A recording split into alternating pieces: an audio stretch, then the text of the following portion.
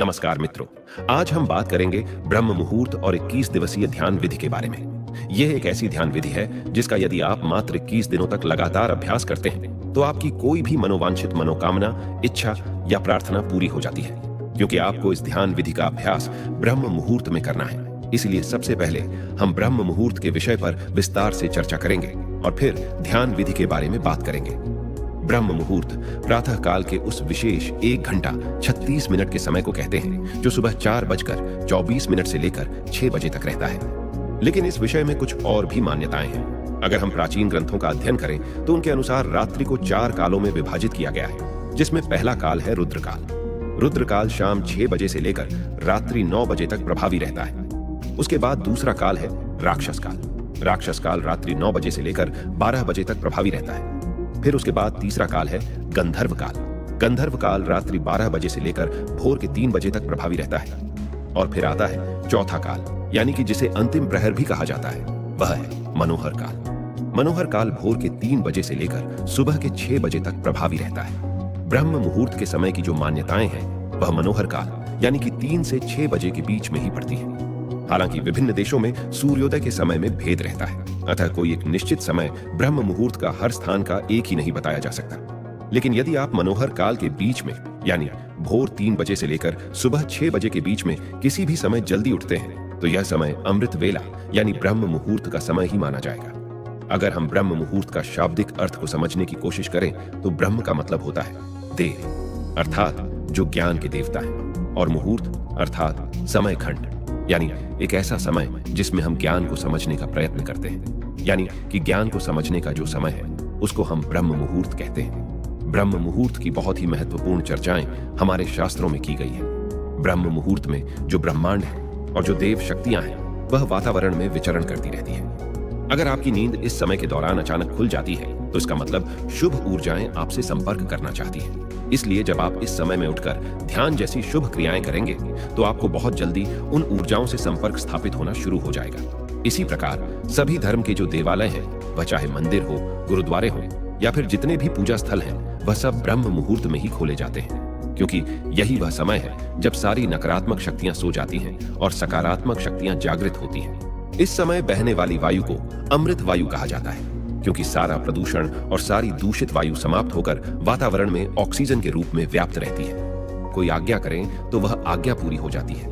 वैसे ही सबसे पहले आप अपनी कोई एक मनोकामना लें। जैसे कोई भी ऐसी इच्छा है जो आप पूरा करना चाहते हैं, उसको अच्छी तरह डिसाइड कर ले कि मेरी यह इच्छा है, मेरी यह मनोकामना है, ये पूरी होनी चाहिए। क्योंकि आपको 21 दिनों तक केवल उसी इच्छा की पूर्ति के लिए ही इस ध्यान विधि का अभ्यास करना है। इसलिए सबसे पहले आप अपनी एक इच्छा डिसाइड कर लें, फिर अपना ध्यान शुरू करें। सबसे पहले अर्ली मॉर्निंग यानी किसी ब्रह्म मुहूर्त के समय आप उठेंगे और उठने के बाद फ्रेश होकर नहा धो लें तो अच्छी बात है।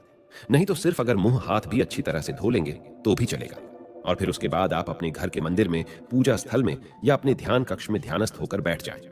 ध्यान रखिए कि वो जगह ऐसी हो जहां से बाहर की प्राणवायु भी आपके कमरे के भीतर प्रवेश करती हो, क्योंकि इस विधि को हम प्रातः काल ब्रह्म मुहूर्त में करते हैं। अतः इस समय आपको शुद्ध प्राणवायु की जरूरत रहेगी, तो ऐसे स्थल पर बैठना है जहां पर खुली हवा आपको अपने रूम में आती रहे।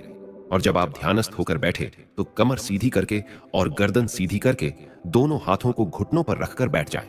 इसके बाद मुट्ठी बंद कर लें और पहले 2-3 मिनट अपने मन को शांत करें और शरीर को स्थिर करें। जब आपका मन शांत हो जाए, शरीर स्थिर हो जाए तथा श्वास सामान्य हो जाए, फिर आपको अपना ध्यान अपनी आज्ञा चक्र पर लेकर जाना है।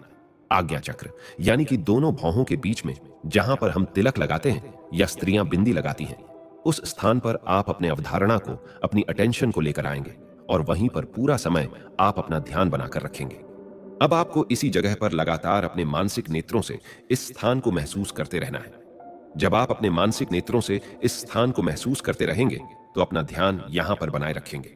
फिर आप एक लंबी गहरी सांस भरेंगे और लंबी गहरी सांस भरकर उसको अंदर ही रोक कर रखेंगे।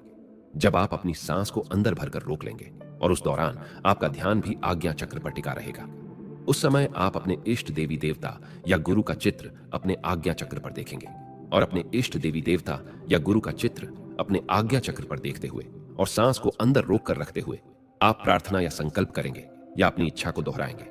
जो भी आपकी इच्छा है, एक लाइन में उसको दोहराना है कि हे गुरुदेव या है मेरे परमात्मा, जिनको भी आप मानते हैं, उनके आगे आप प्रार्थना करेंगे कि मेरी इच्छा पूरी हो, और बार बार अपनी इच्छा को रिपीट करते रहेंगे तब तक जब तक कि आपकी सांस अंदर रुकी हुई है। जब आपको लगे कि इससे ज्यादा आप अपने सांस को अंदर नहीं रोक सकते हैं, तो फिर धीरे से मुंह से सांस को बाहर निकाल देंगे।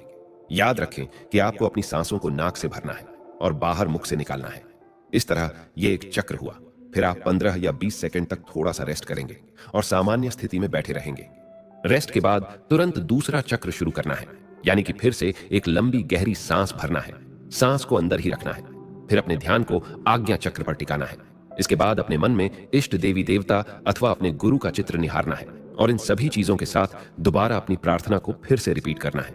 अपने संकल्प को, अपनी इच्छा को फिर से दोहराएंगे और तब तक दोहराते रहेंगे जितनी देर आपकी सांस अंदर रुकी रहेगी। और जब आपको लगे कि इससे ज्यादा आप सांस को नहीं रोक सकते, तो सांस को मुंह से बाहर निकाल दें और फिर कुछ सेकंड तक रेस्ट करें। इस तरह ये 2 चक्र हुआ। ऐसे आपको लगातार बीच में रुक रुक कर कुछ सेकंड रेस्ट करते करते अपनी इच्छा को बार बार आपको दोहराते जाना है और लगभग 10 मिनट तक आपको ऐसा 21 दिनों तक